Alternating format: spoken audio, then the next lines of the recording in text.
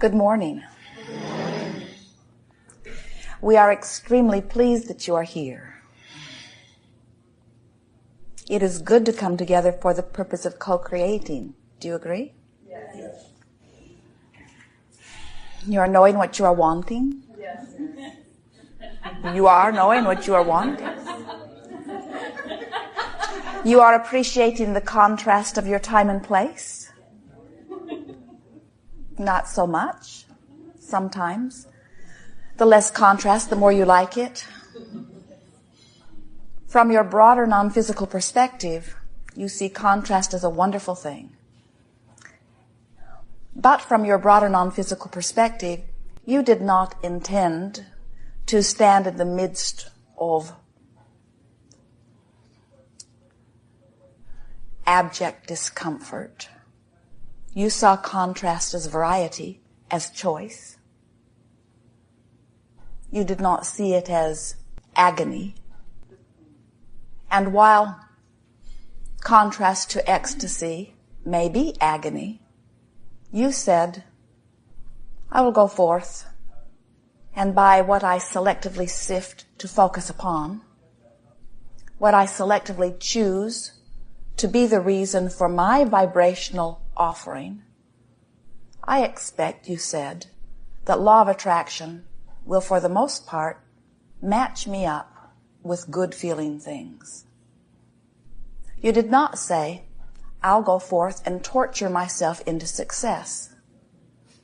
Because from your broader non-physical perspective, you understand that success does not come from that which is uncomfortable.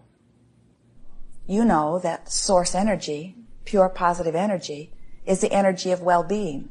It's the energy of good feeling. It's the energy of love. It's the energy of appreciation. And you knew that that was, by your standards then, by your inner being standards now, the epitome of success. If you let joy be your standard, then you will always be in alignment with your source. If you let anything else be your standard, like growth or struggle, then you may find yourself in vibrational alignment with that which is not in harmony with who you really are.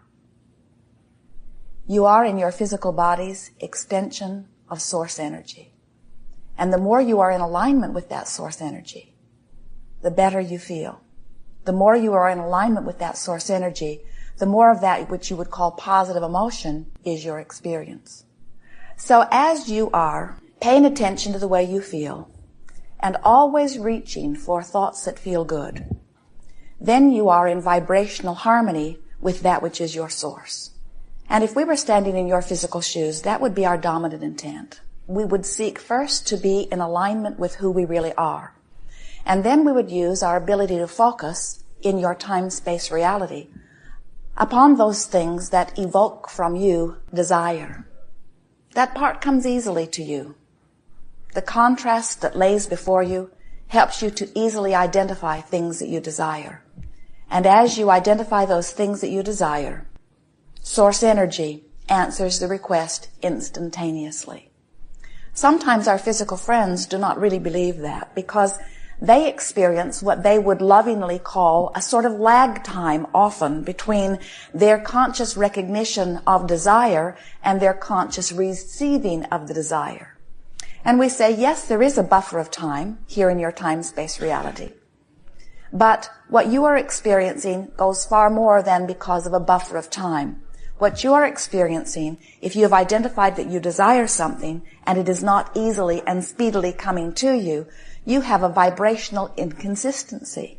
In other words, you have a desire that carries one vibrational reading and a habit of offering vibration that is quite different from that. Some may say to you, your desires and your beliefs aren't matching up. And those would be perfect words. That's what we'll be talking about here today. We're going to show you how by choosing thoughts that maybe have nothing to do with what you're living, but have everything to do with what you would like to live, how you can choose a little snatch of something and use it to focus upon, and in doing so, maybe it might only be 5 or 10 or 15 seconds, you achieve vibrational harmony with a little piece of what you want, And you practice that and practice that and practice that and practice that until it does not feel so foreign. In other words, it begins to feel more and more normal to you. Until it is normal to you, your life will pretty much be over here. So the willpower that we would encourage you to muster is not about moving physical things around. It's about holding your mindset upon objects of attention that feel pretty good while you're doing it. Jerry wakened from a dream a while back, and he said to Esther, very vivid dream. It just occurred to me, he said, that everything about that dream was my doing, my creation. I put every character in the dream. I gave them their personalities. I gave them the words that they spoke to me. If they were disrespectful to me, I put the words in their mouth. If they were praising of me, I put the words in their mouth. And as we chatted with him about it later, we said, that's exactly right. Just as what you think and feel manifests in your real life experience, what you think and feel manifests in your dreamscape. But the reason that we are wanting to talk about how Jerry and all of you are the creator of your own dream is because we want you to, just for a little while, play with us, humor us, serve yourself in powerful ways by being the creator of your own virtual reality. Now, the way that we think that it would be easiest for you to create your virtual reality process is by seeing yourself sort of like the director of a screenplay or a movie. Which means the first thing that you might want to do is to decide where this is all going to take place. Pick a place. Is it indoors or is it outdoors? Pick a place that is easily pleasing to you at first. Later on, you can pick any place and you can do whatever you want with it. In the beginning, do easy things. So, pick a scene. Is it indoors or outdoors? Is it morning or is it afternoon or is it evening? What does the air feel like? What is the temperature? How are you dressed? Who else is there? What is their mood? What is your mood? Is this a time of celebration? Why are you together? And now exchange just a few words of dialogue. And what you can begin to realize is that with just a little bit of mental exercise, you can go anywhere you choose. You can make it look any way you want it to look. You can make it feel any way you want it to feel. You can bring in anybody that you want to bring in. You can give them the attitude toward you that you want to give them. You can give yourself the attitude toward them that you want to feel. And then you can exchange some happy words and then get out. In other words, get in quick and get out. As we gave this game to a group a while back, Jerry and Esther had a rather long drive the next day, and as Jerry worked on editing or did a little reading or took a little nap while Esther was driving, every opportunity she had, she would say, all right, where is this scene? And she would pick some favorite place. And then she would say, what time of day is it? Sometimes it was morning, sometimes it was afternoon, but it was always a lovely time of day that she chose. When she would think about what the air felt like, sometimes she would give it just a little humidity. Sometimes it would be so dry that it would feel good as it blew across her body. Sometimes it would be 90 degrees with no humidity at all. Sometimes it would be 86 degrees outside and 86 degrees in the water. In other words, she thought of every pleasant combination of temperature and humidity and time of day that she could think of. And then she would bring lovely friends to come and play with her. And they would have all kinds of lovely experiences. She got so good in her virtual reality that she began to resent reality. Just a little bit. Jerry would say, where are we? And Esther would say, don't talk to me now. I need 30 seconds. I just need 30 more seconds. Because the virtual reality was something that she could control everything about. And she began to recognize that she could control the fluctuations in her own vibration just by directing her thought. That's what we want you to begin to understand, because the universe does not know why your vibration is what it is in any moment. In other words, you could be riddled with all kinds of diseases. The doctors could have pronounced you disease-ridden yesterday, and today you could be driving down the highway like Esther is in the monster bus in some sort of fantasy virtual reality, and there would be no representation of any disease within your body. And if you could maintain that more than you maintain your awareness of the disease could not remain in your body. It's only there because somehow, without knowing it, you have chosen thoughts that are a vibrational match to it. You get a sense of it? And we want to tell you that every single one of those thoughts that you chose that is a vibrational match to disease, every single one of them does not feel good. It feels like anger, or it feels like frustration, or it feels like resentment, or it feels like blame, or it feels like guilt, or it feels like fear. In other words, those thoughts are not good for you, and you can tell they're not good for you in the same way that touching a hot stove hurts. Negative emotion hurts, doesn't it? So, you worry, well, I'm all full of thoughts. There are so many thoughts within me. I've lived a long life and I've picked up all this stuff along the way. Oh, wouldn't it take a very long time to rid me of all of those negative thoughts? And we say, you don't have to rid yourself of negative thoughts. In fact, you can't. You cannot dig into your past and undo a thought that you thought. But you know what? You don't have to, because only the thoughts that are activated within you at any time have any vibrational pull. Something that you've lived a long time ago that is not active in your vibration, something that you lived yesterday that you're not thinking about right now, does not have any vibrational weight in your point of attraction. None whatsoever. But sometimes what happens is, as you're moving along in your physical day and you're interacting with others, somebody will say something, or you'll hear something, or you'll see something, or you'll smell something that triggers a vibration within you that doesn't feel very good when it's triggered.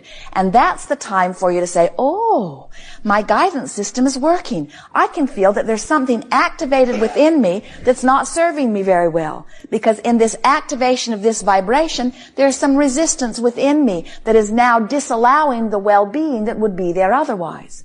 So that's when you choose a thought that feels better. And if you, like Esther, have had the good fortune, or we could say good sense, of having practiced some virtual reality, then it's very easy for you to reach for a thought that feels better. If you haven't been practicing, then when you're in the middle of a negative thought, you sort of don't have anywhere to go. You sort of have to wait till it peters out. Meditation is a very good tool for stopping the rampage of negative thought, because when you meditate, you quiet your mind, and when you quiet your mind, your vibration raises. And when your vibration raises, there's no resistance, and you're in alignment with source energy. But changing the subject, you know how if a baby is unhappy about something, and you distract the baby to something that is more pleasing, it is not so different from that. You're just wanting to distract yourself from uncomfortable, unpleasant, not good feeling thoughts, and reach for thoughts that feel better. We think that many of you do not realize the magnitude of the importance of this. But we say to you, if you harbor negative thoughts because they feel normal to you, in time, the representation of those negative thoughts will become greater than the initial negative emotion. In other words, if you've got some negative thoughts going on and you're not really aware of, or you're willing to endure them or tolerate them, don't worry, they'll get bigger. Law of attraction says that they must.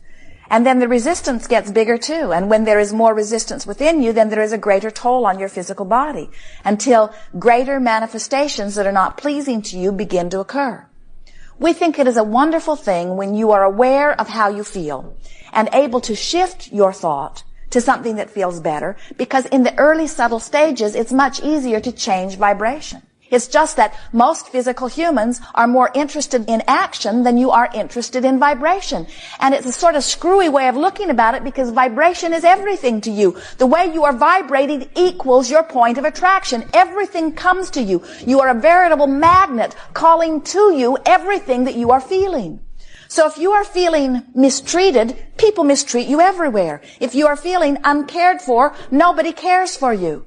Jerry and Esther saw a little piece of a television special a day or two ago, and it was people who had been very famous for a short period of time and now were not in the limelight anymore. And this man is saying, when you have everything, people want to give you everything. And when you have nothing, people don't want to give you anything. And he was speaking it as if he thought that was backwards and unfair, that it's when you have nothing that people should want to give you something, and when you have everything, then they should not need to. When you feel good, more good comes. When you feel bad, more bad comes. It is law, you see. And so, as we're moving forward together today, it is our desire, if it is yours, to assist you in creating some virtual realities that cause you to vibrate in a way that lets in what you want. Facing reality only brings you more reality. And do not misunderstand, we know that there is much about your reality that is wonderful. And we want